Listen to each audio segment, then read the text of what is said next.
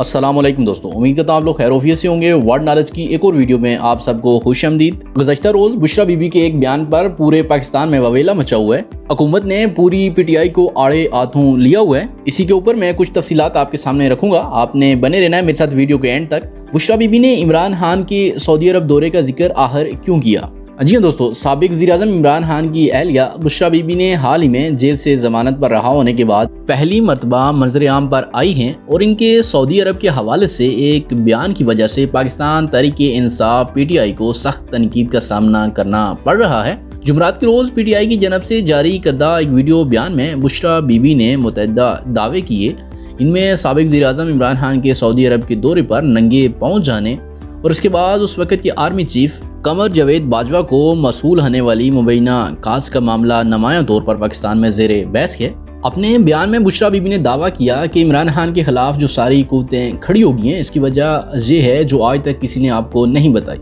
عمران خان جب سب سے پہلے ننگے پاؤں مدینہ گئے اور واپس آئے تو جنرل باجوہ کو کاز آنا شروع ہو گئی تھی کہ یہ تم کیا اٹھا کر لے آئے ہو۔ انہوں نے مزید کہا کہ ہم تو ملک میں شہریت ختم کرنے لگے ہیں، یعنی کہ ان کا جو اشارہ تھا وہ سعودی عرب کی طرف تھا، اور تم شہریت کے ٹھیکیداروں کو لے کر آئے ہو، یہ ہمیں ہرگز نہیں چاہیے۔ اس کے بعد عمران خان اور اس کی بیگم کے خلاف میڈیا میں گند ڈالنا شروع کر دیا گیا۔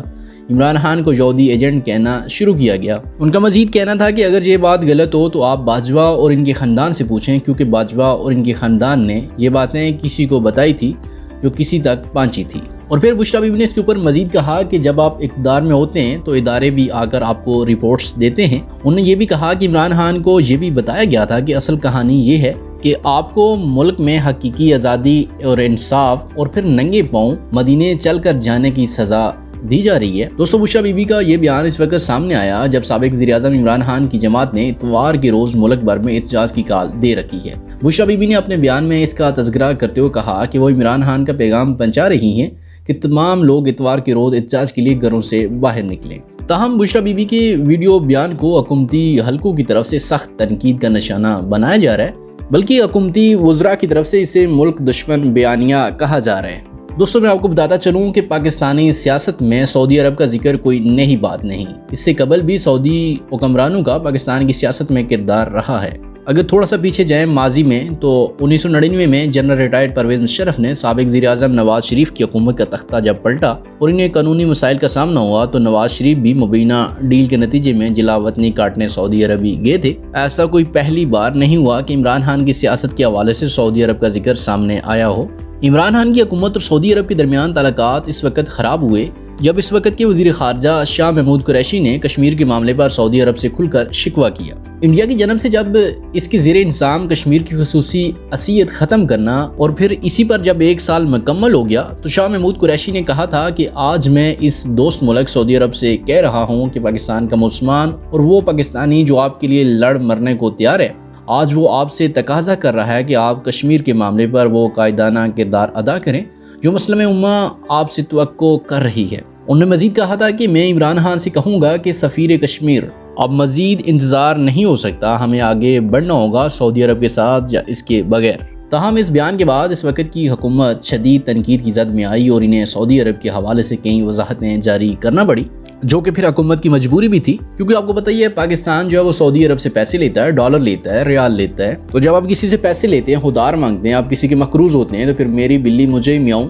وہ والا حساب ہوتا ہے۔ آپ کسی کے آگے سر اٹھا کے بات نہیں کر سکتے۔ تو سعودی عرب کو بھی یہ چیز گوارا نہیں تھی۔ دوستو، اب ایک سوال ہے کہ کیا اس سے پی ٹی آئی یا عمران خان کو سیاسی طور پر نقصان ہو سکتا ہے؟ کچھ صحافی اور تجزیہ نگاروں کے خیال میں سعودی عرب کے حوالے سے اس قسم کے بیانات سے پی ٹی آئی کو سیاسی طور پر صرف نقصان ہی ہو سکتا ہے، فائدہ ہرگز نہیں۔ کچھ صحافی برادری کا کہنا ہے کہ سعودی عرب کے حوالے سے یہ بات پاکستان میں سب جانتے ہیں کہ اس نے مشکل وقت میں پاکستان کا ساتھ دیا ہے، اس میں حالیہ مسائل موجود ہیں جہاں سعودی عرب نے پاکستان کے زر مبادلہ کو متوازن بنانے میں مدد کی اور حال ہی میں پاکستان میں سرمایہ کاری کے معاہدے بھی کیے۔ مزید اس کے اوپر شہباز حکومت کا کہنا تھا کہ سعودی عرب کو سیاسی مقصد کے لیے نشانہ بنانا افسوسناک ہے۔ دوستو، اگر اسی کے اوپر پی ٹی آئی کے موقف کی بات کریں تو خیبر پختونخوا کے وزیر اعلیٰ کے مشیر اطلاعات بیرسٹر سیف کا کہنا ہے बुशरा बीबी के बयान का पार्टी से तल्लक जोड़ना बेबुनियाद है क्योंकि साबिक खतून अव्वल के पास कोई तंजीमी ओहदा नहीं है। बैरिस्टर सैफ का मजीद कहना था कि बुशरा बीबी के इस बयान को इनके मुखालफिन 24 नवंबर के एहतजाज को नाकाम बनाने के लिए इस्तेमाल कर रहे हैं। इसी के ऊपर इमरान खान के करीबी साथी जुल्फी बहारी का इस हवाले से कहना है कि ये मयूसकन और मज़गी का खेज हरबा है। पाकिस्तान में 24 तारीख को अवाम का समुंदर उमड़ कर आएगा और इनको समझ नहीं आएगी कि इनके साथ हुआ क्या है। बहरहाल दोस्तों, अब देखना होगा कि शहबाज हुकूमत इस सब के ऊपर क्या करती है। बड़े सख्त इकदाम हैं। रावलपिंडी इस्लामाबाद मुकम्मल शट डाउन है,